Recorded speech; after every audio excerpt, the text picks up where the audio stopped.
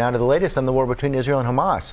The first Israeli tanks rolled into the center of Rafah as the U.S. cautions Israel against escalating the operation.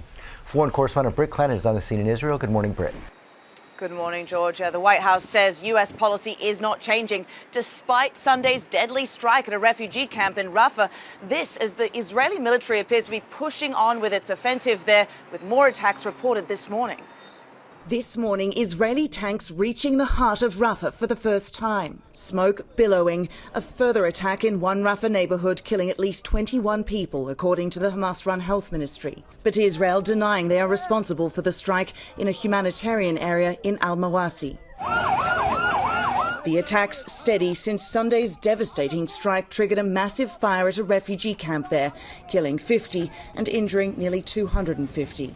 Dr. James Smith is working on the front lines in Rafah. Every day we're seeing patients with mild, moderate and incredibly severe injuries, many of whom require referral to hospital for definitive care to save lives and to save limbs. The international condemnation of the strike quick, coming just days after a UN court ordered Israel to immediately halt its operation in Rafah. Are you saying nothing went wrong operationally?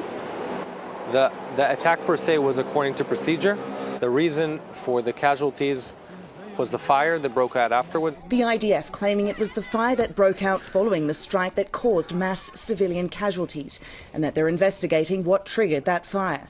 The IDF saying the strike targeted 2 Hamas commanders. Meanwhile, the mass exodus of the formerly safe zone continues. According to UNRWA, 1 million people have been forced to flee Rafah in the past 3 weeks. Just over 200 aid trucks entered southern Gaza in that time. This as the US-built pier has ceased operation while it undergoes repairs, which are expected to take at least a week to complete. Arwa Diaf has already moved with her family 4 times since the start of the war.